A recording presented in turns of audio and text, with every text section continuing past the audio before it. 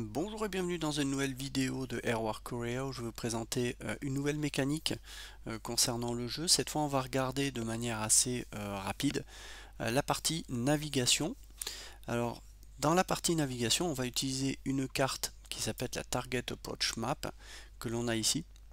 Cette carte on va pouvoir l'utiliser dans deux cas, ce sera la phase de navigation ou la phase de Target Approach, donc d'approche de la cible. Ici, ce qu'on va voir dans cette vidéo, c'est la phase uniquement de navigation. Alors, comment on fait la différence entre la phase de navigation et la phase d'approche de la cible? En fait, si on prend le cas que l'on a ici, avec notre patrouille qui vient de faire ici donc un engagement de combat aérien, on a terminé notre engagement, on va passer à la phase suivante, on va se déplacer ici. On va arriver dans ce secteur ouest 1, qui va être juste un secteur de passage, puisque dans le cas présent, si on fait une navigation, ça veut dire que la cible n'est pas dans le secteur dans lequel on rentre. Ça signifie que par exemple dans ce cas-là, notre mission, enfin notre objectif de mission serait ici, par exemple en ouest 2. Donc on ne ferait que passer par le secteur ouest 1. Voilà. Donc ça c'est un peu la différence qu'il va falloir juste faire, mais c'est très simple. On voit qu'on est donc sur un package qui est à haute altitude. On va donc avancer maintenant jusqu'à la phase suivante, mais avant de passer, on a ici un -1. Donc le -1, ça veut dire qu'on va devoir consommer un point de carburant sur chacune de nos patrouilles. Donc en l'occurrence ici à haute altitude, c'est -1. Si on était à moyenne altitude, on rajouterait un point. À basse altitude, on rajouterait un deuxième point. Ça ferait 3 points de consommation. Donc plus vous êtes haut, moins vous consommez pour votre pétrole. Et donc si vous êtes bas, ça vous permet d'éviter certaines menaces, mais néanmoins ça va vous faire consommer davantage. Donc là, si on prend nos patrouilles, que j'ai déjà chargées, hein, par exemple, vous avez de l'armement pour chacun. Ici on a le strike, le SID escorte et l'escorte ici. Voilà. Donc chacun des panneaux avions, enfin des patrouilles ont été remplis avec les armements, les pions des avions. Donc ici on a donc des KF-16C qui font le strike équipés de missiles Maverick, et à côté ici on a le SID qui est équipé d'AGM-88 ARM, des missiles anti-radar, et le SID qui a des missiles AMRAAM. Voilà. Et on a les cubes du pétrole de chacune des patrouilles. Là, vu qu'on va consommer un point à haute altitude, en fait on va diminuer de 1 chaque cube de fuel des patrouilles. Voilà, tout simplement. Donc, une fois que ça c'est fait, on peut donc avancer à la partie suivante. On va arriver au point noir. Le point noir, si on regarde la légende que l'on a ici, c'est une phase de navigation ou d'attaque de niveau 1. C'est-à-dire qu'on va devoir piocher une menace de niveau 1 qui est ici. Voilà. Donc, on va donc tirer une carte menace. Cette carte menace, on a une Tunguska en bouche. Donc là, ça veut dire qu'on va devoir lancer un dé pour savoir si on est surpris par ce Tunguska. Alors c'est pas le bon exemple que je voudrais prendre ici. Je voudrais prendre un missile SAM pour que ce soit plus clair. Voilà. On va prendre un SAM 2. Cette carte menace, on va la mettre sur la planche Target Approach Map ici. Voilà. Alors vous avez deux emplacements parce que dans certains cas, des cartes vont vous dire de tirer une deuxième carte menace. C'est pour ça que vous avez ici deux emplacements. Donc j'ai changé justement j'ai retravaillé la carte Target Approach Map pour qu'elle soit un peu plus sympa à utiliser. Donc on va avoir un SA2 qui va être ici en range 0. Quand on est en phase de navigation, on ne va pas nécessairement survoler cette menace, c'est-à-dire que notre trajet va peut-être nous amener proche de cette menace, mais ne va pas nous amener nécessairement à la survoler. Pour simuler ça, j'ai intégré une notion de turning point que vous avez ici en haut. C'est-à-dire qu'on va lancer un dé et on va voir, en fonction du score de dé, à quelle distance on va se rapprocher de cette menace. Donc on va lancer le dé. Hop, on a un 6. Ce qu'on regarde ici sur le SAM2, on y met Roll for Distance DRM plus 2. C'est-à-dire qu'on va devoir ajouter plus 2 au lancer de dé pour la distance. Donc on a un 8. Donc ça veut dire que en fait notre turning point, je vais aller chercher le pion. Alors il est où?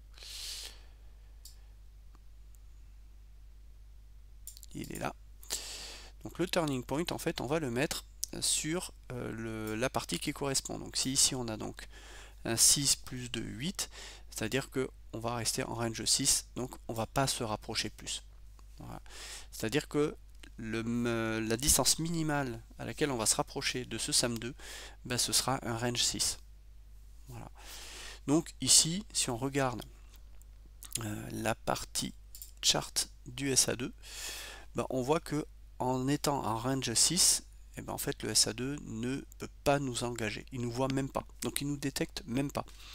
Donc une fois qu'on a fait ça, ben, en fait on va même pas avoir à résoudre un engagement, ça sert à rien qu'on aille engager ça avec le SID pour détruire ce SAM là, puisque de toute façon on va rester suffisamment à longue distance. Voilà. Donc petit coup d'œil sur les lettres de jeu sur lesquelles je travaille, ben, vous avez ici la séquence de navigation qui vous dit que vous pouvez faire plusieurs possibilités, soit éviter l'engagement du SAM, c'est-à-dire si dans le cas où on rentrerait dans la zone d'engagement du SAM2 qui est ici, voilà. Soit éviter la détection radar, donc là c'est si on rentre dans les zones qui sont en orange. Donc là typiquement si on était, je vais le décaler un peu ici, si on était avec le turning point qui était ici en range 3, ça voudrait dire que si on voulait continuer, donc je vais prendre le strike ici, si on devait atteindre cette distance en navigation pour pouvoir passer dans le secteur. Et donc ici si on avance là, en range 5 on n'est pas détecté, en range 4 non plus, en range 3 là par contre à haute altitude, eh bien, on pourrait être détecté. C'est-à-dire que si on arrive à cet endroit-là, ben on va lancer un lancer de dés pour savoir si on est détecté. Et si on est détecté, eh bien on va devoir mettre, je vais lancer dés, hop, on a un 5. Pour être détecté, c'est 2 et plus. Donc là, ça voudrait dire qu'on devrait mettre un petit pion détecté. Je vais le mettre ici, là, sur notre patrouille, ici. Voilà. Ce qui veut dire qu'on va garder ce pion détecté pendant toute la mission, et donc quand on rentrera dans la zone ou le secteur suivant, on sera déjà détecté. Ça a un impact notamment sur l'effet de surprise. Voilà. Ça on verra un peu plus tard. Si on veut éviter la détection, qu'on doit s'approcher forcément ici en range 2, ben en range 2 on voit que le SAM2 ben, il peut détecter à haute et moyenne altitude. C'est-à-dire que l'on soit ici ou ici, eh bien, le SAM2 va quand même faire un lancer de dés pour savoir s'il nous le détecte. Par contre, si on décide de descendre à basse altitude ici, on est dans une partie grise, donc là le SAM2 ne nous détecte pas. Voilà. Et une fois qu'on a atteint ce point du turning point, donc cette distance, eh bien on va pouvoir faire demi-tour. Voilà, je vais virer ça. C'est un pion qu'on pourra retourner et on va pouvoir repartir comme ceci. Lors de cette phase de navigation, on va garder en mémoire l'altitude la plus basse que l'on aura gardée. En l'occurrence, ici on est à basse altitude. Et donc on va devoir changer ensuite le jeton high altitude par un jeton low altitude. Voilà, ici. Ce qui veut dire que, une fois qu'on aura terminé cette phase-là, hein, donc on sort de la Target Approach Map, cette phase-là elle est terminée, mais quand on va bouger ici, eh bien, on va rencontrer un fuel à -2. Et comme on est descendu à basse altitude, et bien en fait, on va devoir appliquer une consommation de carburant à basse altitude. Donc on n'aura pas -2 de consommation parce qu'on ne sera pas resté à haute altitude, on aura -6. Donc il va falloir descendre ici à -6. Donc vous voyez que ça impacte très vite la consommation de notre patrouille. Voilà. Après on pourra remonter à haute altitude, c'est pas la question, mais une fois qu'on est sorti de cette Target Approach Map, ce qu'il faut vraiment retenir, c'est que le prochain indicateur de consommation de carburant, eh ben, on devra retenir l'altitude à laquelle on était descendu dans la Target Approach Map. Alors si on était resté ici à basse altitude et qu'on était remonté là, ça aurait été également valable, puisqu'on est quand même descendu à haute altitude. Alors vous allez me dire, oui, mais si on ne reste pas longtemps à basse altitude, on va pas forcément consommer beaucoup. Je suis d'accord. Sauf que quand vous allez repasser de la basse altitude à la moyenne altitude, puis à la haute altitude, vous allez devoir consommer du carburant pour remonter. Donc vous avez quand même ce malus de carburant qui sera à tenir compte. Il faut vraiment prendre en compte l'altitude la plus basse que l'on aura pris pendant la Target Approach Map. Donc vous voyez que l'aspect tactique, pour rester non détecté, il est quand même extrêmement important. Ce que je peux dire de plus? Donc je vais remonter ça là. Si on avait par exemple ici notre turning point, on le garde ici, mais on ne veut pas descendre à basse altitude. Je veux que mon strike il reste à haute altitude. Donc on va s'approcher ici jusqu'en range 4.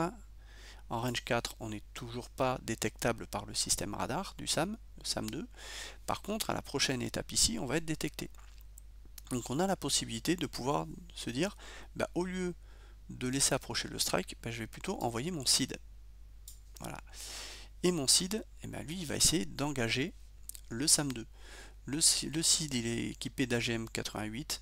On le voit ici, c'est la distance à laquelle on peut tirer l'AGM-88, donc le missile anti-radar, en étant à haute altitude. Si le SID veut rester à moyenne altitude, il va falloir qu'il se rapproche ici pour tirer son AGM-88. Donc on voit que si on reste à range 2 ici, à moyenne altitude, on risque d'être détecté. Si par contre, on tire d'ici, donc d'un range 3, en range 3, on sera quand même potentiellement détecté, mais on va pouvoir tirer notre missile AGM-88 sur le système SAM2 avant même de pouvoir rentrer dans la zone d'engagement, range 1, range 2. Mais là en l'occurrence, si on a un turning point qui est ici, en range 2, on reste hors de portée. Là où ce serait plus dangereux, c'est si on avait un turning point en range 1, ici. Là, il faudrait qu'on rentre dans le volume d'engagement du système SAM. Et là, on aurait un choix à faire.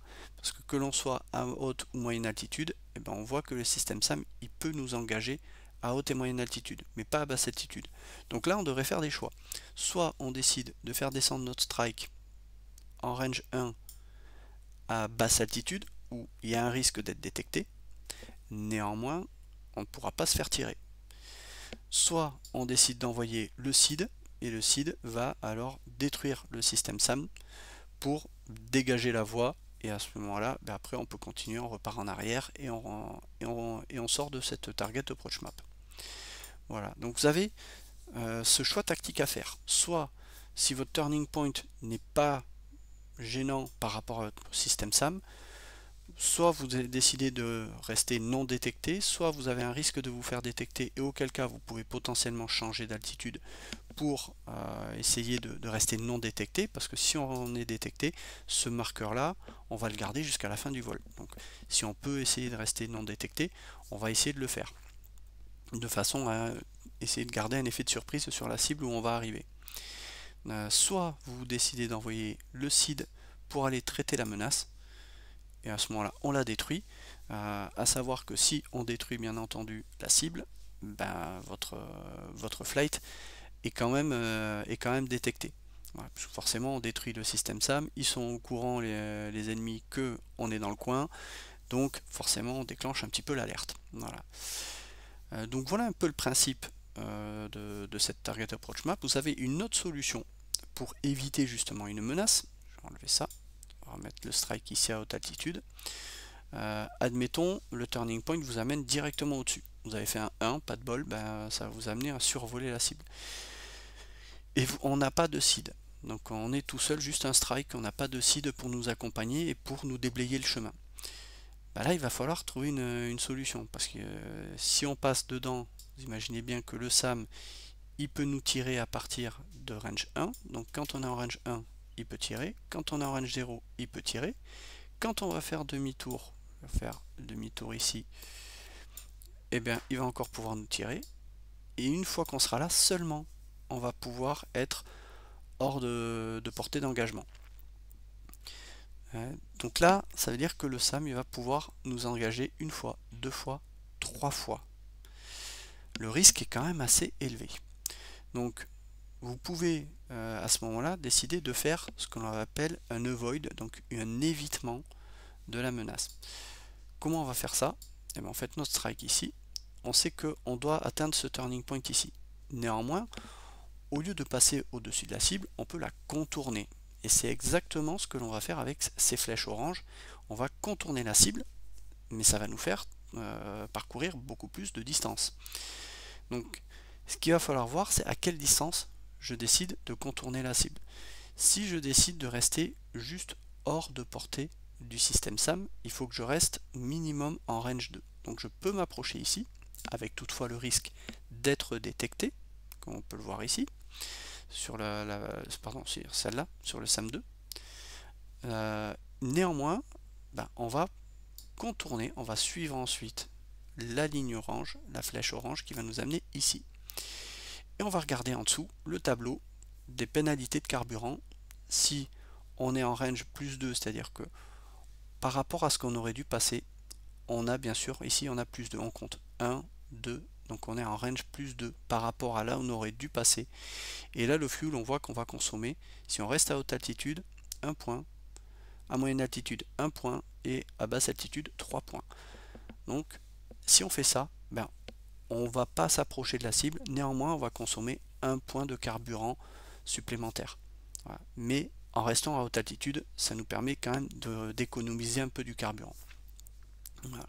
Donc ça aussi c'est une façon de pouvoir éviter la menace. Alors bien entendu, quand on sera passé ici, en range 3, en range 3, le SAM va essayer de nous détecter. S'il rate sa détection, ici il va essayer à nouveau de nous détecter. Et si bien entendu on est détecté, on pourra mettre le pion qui est ici, forcément. Donc voilà les solutions qui s'offrent à vous.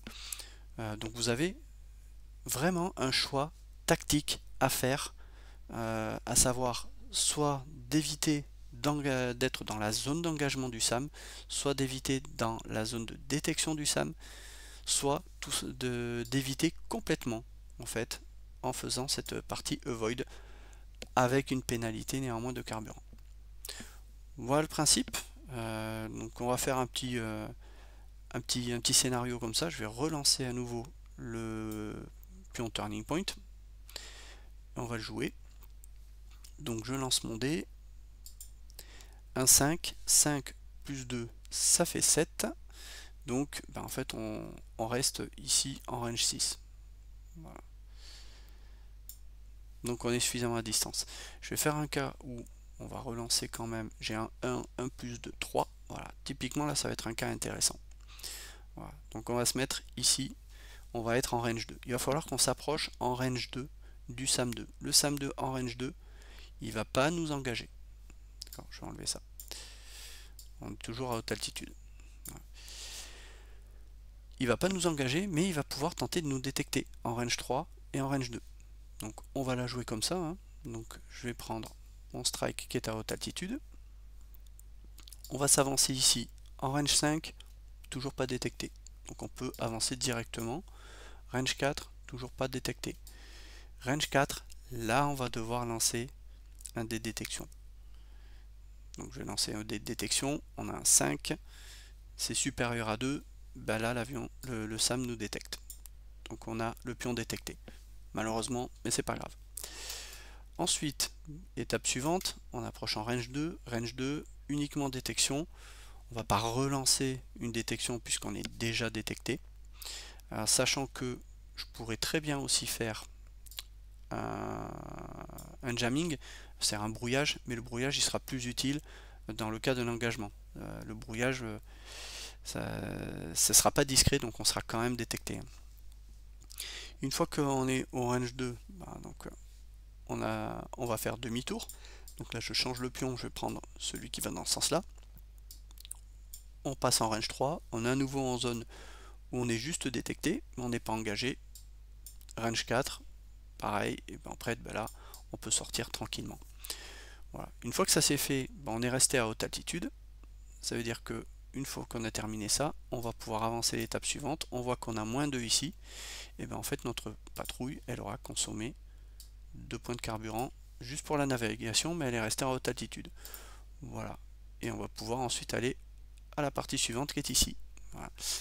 Et là, ce qui va changer, alors je vais tourner comme ça, on rentre dans le secteur ouest 2, qui est le secteur dans lequel se trouve dans le cas de cette simulation là, où se trouve notre cible, et bien là ça veut dire que la partie target approach là, on va pas la faire avec un turning point, puisqu'en fait la cible elle est là, il va quand même falloir aller s'approcher de la cible.